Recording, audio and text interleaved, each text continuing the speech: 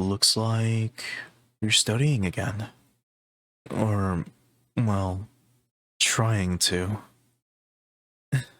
It's okay.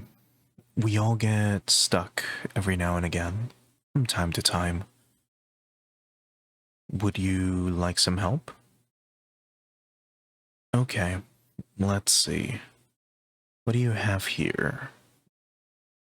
Ah, flashcards. And for world history.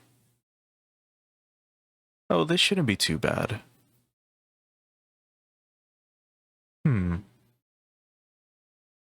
So will this test be multiple choice or... Oh, it'll be open-ended. No wonder you're a bit worried. So you'll be asked 5 questions, and then just asked to expand on them. Gotcha. Well, how's this? I'll read out the question and the answer. You try to remember what I just said. Then, after going over them a bit, you try to answer after I read the question out. Got it? Good.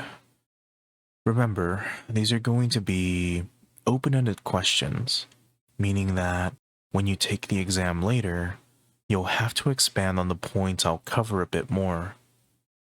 You probably won't have to go too into it, so long as you actually cover the important parts.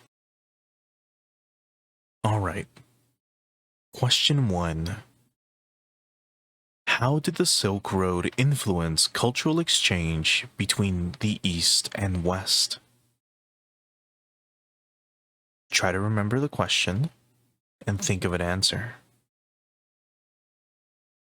Are you ready? So, the Silk Road was a network of overland and maritime routes connecting China to the Mediterranean. It facilitated not only the trade of silk, spices, and precious metals, but also the spread of ideas, such as Buddhism into Central Asia, Roman glassmaking techniques to China, astronomy to Europe, and even diseases like the plague, which had profound demographic impacts. I'm sure expanding on that shouldn't be too hard, right? Good. Let's move on to the next possible question. Describe the major differences between feudalism in medieval Europe and the Chinese imperial system during the same period. The answer for this being, European feudalism was a decentralized land-based hierarchy of lords and vassals with personal loyalty. It lacked a central bureaucracy and relied on local military service. In contrast, Imperial China, especially under the Tang and Song dynasty, had a centralized state, civil service examinations, codified law, and an efficient imperial bureaucracy that could levy taxes uniformly across vast territories. That one shouldn't be too difficult to expand on either, right?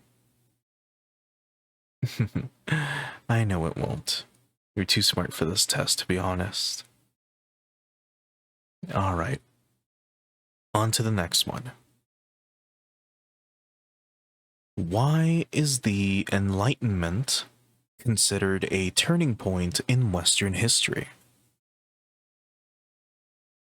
The Enlightenment, from the 17th to 18th centuries, promoted reason, scientific inquiry, individual rights, and skepticism of traditional authority. These ideas fueled revolutions, such as the American and the French Revolution, the rise of secular nation-states, democratic institutions, and the modern scientific method, which reshaped politics, economics, and culture worldwide. Try to remember that, okay? Let's go on to the next one. We're almost done. What were the main causes of World War I? There's a few key factors. So, one was militarism in the arms race.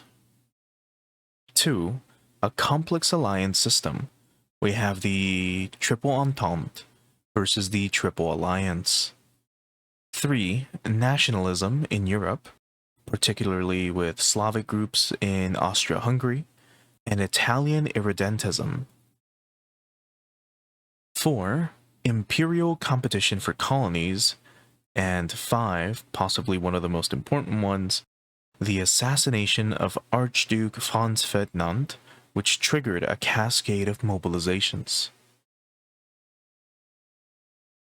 Okay, are you ready for the last question? Alright then. So what is the significance of the Cold War in shaping contemporary international relations?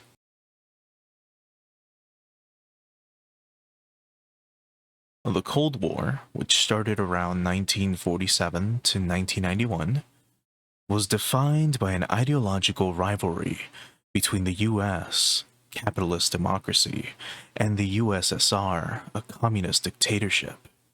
It shaped global politics through proxy wars, nuclear deterrence, the space race, and economic blocs, so NATO versus Warsaw Pact. Its end ushered in a unipolar world order, increased globalization, and new security challenges such as terrorism and cyber warfare. How are you feeling after reviewing for a bit? Better? Alright. Now, let's go again. This time, I'll read the questions, and you try your best to answer them. Ready? Okay. So, question 1.